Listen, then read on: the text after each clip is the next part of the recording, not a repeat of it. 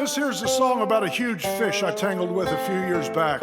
Biggest fish I ever seen. Never seen anything like it, probably never will again. Most of this story is true. This one's called Big Mama.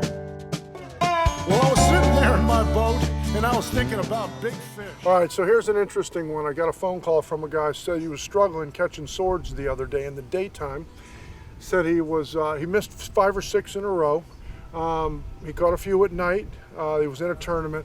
Long story short, I hear a lot of guys struggle and, hooking swords. It's not only a problem in low current situations, it's a problem with everybody, including myself. But all I can tell you is from years of doing it, the best scenarios for a hook up to catch ratio, and this is what I can tell you. I asked a lot of questions. So if a guy's struggling, you got to understand the whole parameter of about what's actually happening on the boat. What do they do when they get a bite? Do they drop it? Do they bring it up? What do you do when you get a bite? So that's really the answer. So if you tell me I'm in the Gulf of Mexico and you have a 1 knot current or less, or there's no current, I'm just being wind driven. That tells me one thing: you're not moving. Okay. So if you do go to hook a fish, swordfish, simply cranking the reel to crank the rod tight is not always the most effective thing. So he says to me, I proceeded to ask questions, and I said, what do you do when you get a bite? He says, I drop it about 5 feet, and then, usually the rod will bend over, but man, we had them pull and drag at 25 pounds, like you said, and everything seemed fine, but halfway up, they come off. Here's the truth of it, and I thought about it because I had to ask a lot of questions to get to the scenario of how far do you drop it when you get a bite. So when you think about it, and I don't need a chalkboard to diagram this, but think about this, right? So you have a slow current. Your line goes down to your lead. Line comes down to a lead, and your bait is below it, down somewhere 75 feet out. Okay? So you got your line coming down to your lead, your bait's out here. You look at your rod and the rod thumps. So you drop it 5 feet, you drop the lead 5 feet, nothing really happens to the bait. The bait doesn't move because it's 75 feet away. So by dropping the lead 5 feet, you're not doing anything to the bait. You're really still technically kind of tight to the bait. When the fish piles on again, okay, and because you haven't dropped it very far, you're instantly coming tight to the rod tip, okay? So when you do that hook is getting caught somewhere in the face, maybe right here around the bill or the eye or the face. You didn't allow for the fish to eat the bait. You simply dropped the lead 5 feet, the bait still sat there, he piled on it and got hooked somewhere here. Now, manipulation of the fish is everything. So if you become a fish, you go underwater and you imagine seeing the lead come down right here to this point and the bait here. What we have had success doing is dropping 40 or 50 feet. So if I take here's the lead and here's the bait drifting slowly. If I drop the lead 50 feet and stop it, I've created this bow of line. Now you reacted to the initial thump on the rod. You dropped it 50 feet. Now the bait looks like it's stunned and is simply floating there, slowly sinking. Now, because you dropped it and he feels like he killed the bait, now he comes back around, eats the bait, turns and goes away. Actually has time to eat the bait.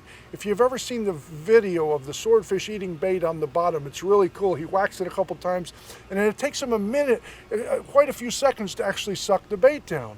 Well, if you don't give that slack for him to actually eat it and turn away, you're going to hook fish in the face all the time and have very poor luck.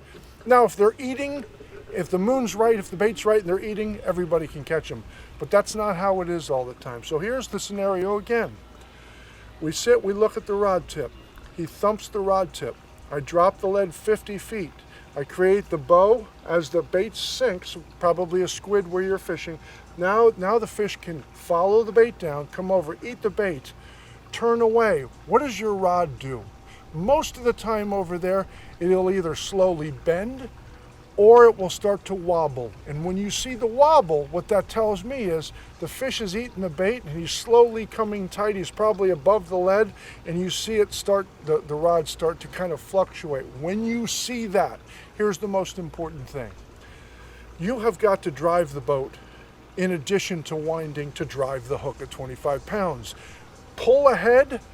I don't care how you do it, but you got to put a lot of pressure, and we do it with the boat by driving. That takes out all the scope, that pushes ahead. Now the fish is hooked.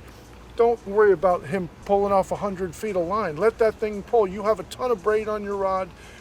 Bend the rod over. Let him crack 25 pounds of drag off for 20, 30 seconds.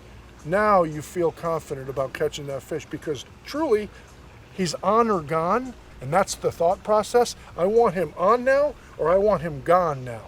So I can either have him come back and eat another one, or there's another fish in that area that's going to come over and eat that bait.